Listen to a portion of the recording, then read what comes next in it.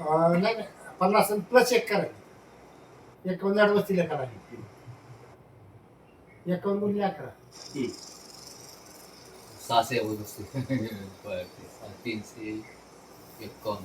तेव्हा आता आपण जे तुम्हाला कधी नवीन जांभळाची व्हरायटी सांगितलं ना KG10 म्हणून, ती जे बघा समोर दिसतंय का तुम्हाला ही जांभळा आहे. हातामध्ये बघा हे जांभळ आहे KG10 किलो मध्ये 10. आता आपलं रेग्युलर जे फळ दिसतंय जांभूळ दिसतंय ना, तर रेग्युलर जांभळाची साईज बघा दिसते का, साईज बारकी आहे. आता जांभळाला दिसायला किंवा बाकीच्या काही गोष्टीला काही फरक नाही. आता त्याची पानं जर बघितली तर पूर्ण तुम्हाला आणि मोठं गोड आकर्षण आणि मजबूत फळ आहे. व्यावसायिक लागणीसाठी एकदम परफेक्ट आहे ही जात आहे ती. काय आता तुम्हाला मलेशियन डार्बूचे नारळ सांगतो का नाही, तो हा नारळ आहे ग्रीन डार्क.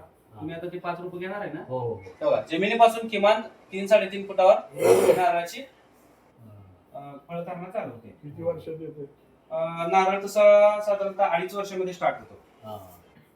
बाहेर वगैरे मोहर निघायला चालू होतं. आता इथं तुम्हाला मी दाखवतो.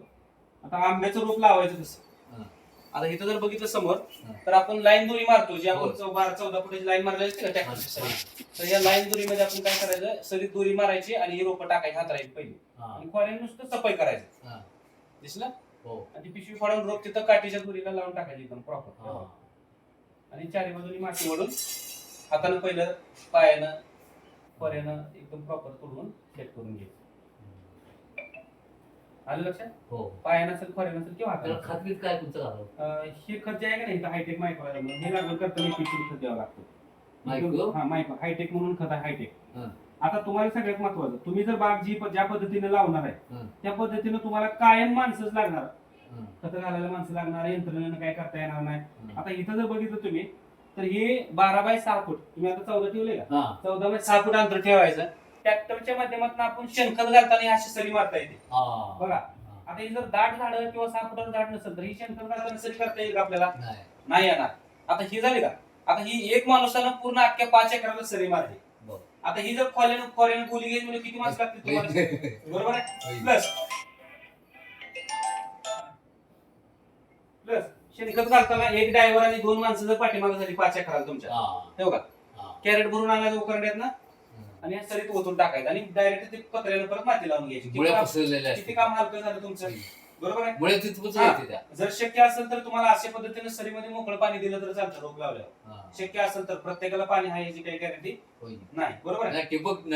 रोप लावताना आपण नवीन लागवड करतो का, तुम्ही जी 14 फुटाची सरी केली का, त्या 14 फुटाची सरीला असं नांगरचा तास मारायचं, म्हणजे खडा मारायची गरज नाही. रोप लावताना एकदम सोपं, ह्यात रोप फुल एक माती बुजवायची. संपला. हे 14 फुटावर तुम्ही ट्रॅक्टरची सरी मारून घ्यायची, उकरायची गरज नाही. आता आपल्याकडे जी आंब्याची व्हरायटी आहे केशर, त्या आंब्यामध्ये केशरमध्ये 3-4 प्रकार आहेत. गुजरात केशर आहे, कर्नाटक केशर आहे, आंध्रातलं केशर आहे, आपला दापोली केशर आहे.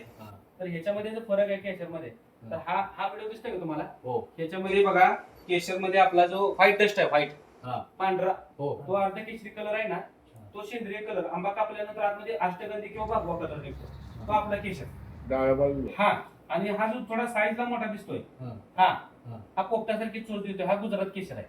हा गुजरात केशर मार्केटला चालतो खरा, पण तो उशिरा चालतो 30 रुपये 20 रुपयानं. ही जी बॉम्बा मार्केट आहे, आंबा परवडत नाही म्हणणारे शेतकरी, ती हीच फुकाटची रोपं आणून लावलेली आहेत तिथे अनुदानात कुठून तर, आणि त्यांना ही रोपं गव्हर्नमेंट देतो फुकाटची, कमी पैसे.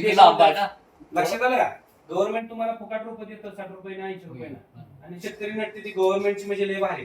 गव्हर्नमेंट तुम्हाला ही रोपं देतं, कोणची, गुजरातची आणलेली. आपलं हे दापोली केशर आहे.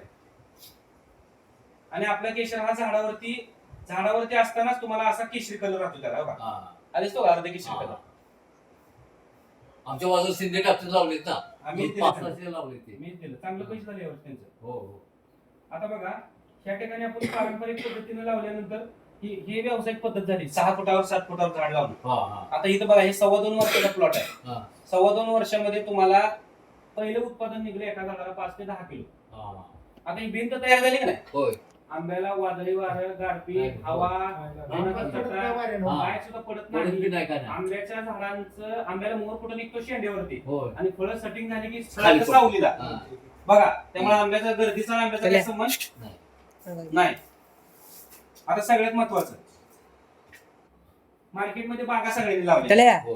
बरोबर आहे दरवाजा लाव म्हणलं मार्केटमध्ये बागा बाहेर सगळ्यांनी नाही लावल्या. म्हणलं आंबा सगळ्यांचाच पिकणार आहे थोडा कमी होईल ज्यादा होईल पण जे चांगल्या आणि उत्तम दर्जाचा आंबा जो पिकवेल चांगल्या आणि उत्तम दर्जाचा आंबा जो पिकवेल त्याला मार्केटमध्ये दर सापडेल उगा गाळ गबाळानं लावलं नादन असं म्हणायचं नाही त्यासाठी आपल्याला काय करायला लागतंय ज्यावेळेस फळांची जास्त क्वांटिटीमध्ये सेटिंग होतं आता आपण व्यवस्थित खत व्यवस्थापन केलं छाटणी केली की फळं जास्त होते त्या हिशोबाने आपल्याला ते काय करायला लागतं फळांची थिनिंग करायला लागते आता हे जर थिनिंग नाही केलं तर एका झाडाला 100 किलो माल निघल कर पण माल 30 रुपये लहान लहान त्यापेक्षा 20 किलो माल घेऊ आणि 150 रुपये विकू हो बरोबर आहे त्यासाठी आता हे थिनिंग करायसाठी झाडांची उंची कमी पाहिजे हा. झाडांची गर्दी उंची कमी पाहिजे झाडं गर्दीत पाहिजे तेव्हा हे करता येतं हो. आता तुम्ही जर 10 फुटावर झाड लावलं तर ते झाड खूप मोठं होतं बाबळीने हा. 6 फुटाला होता 10 फुट नाही नाही मी माझं झाल्यावर तुम्ही ठरवा काय करायचं तुम्ही कुठं जरी लावलं बारकी लावली मोठी जरी लावली माझा काही विषय नाही मी फक्त मार्गदर्शन करायचं काम करेन बरोबर आपले 8 फुटावर 8 बाय 12 आता इथं जर बघितलं तर ही 2.25 वर्षाचा प्लॉट आहे हा. किती 2.25 2.25 वर्षाचा बरोबर जमिनीपासून आपण ह्याला 2 फुटावर छाटणी केलेली आहे. होईल हा. किती 2 फुट आता ही छाटणी केल्यानंतर बघा एक सुद्धा फळ खाली जमिनीला टेकलं नाही नाही टेकलं. आणि ही कलमाची झाड असल्यामुळं हे एका वर्षामध्ये उत्पादन देतात हा. पण आपल्याला घ्यायची नाही कमी कशात कमी कशात कमी नाही प्यायचं ज्यादा प्यायचा आता आमची ही जुनी बाग आहे का नाही 25 वर्षाची हा. त्या बागेला असे दाट मोठ्या प्रमाणात फळं लागतात दिसलं हा. आता ही फळांना साईज येत नाही ह्याला थिनिंग करता येत नाही जे पदार्थ येते ते पडून काहीच घ्यायला करता येत लागतं नाही याला.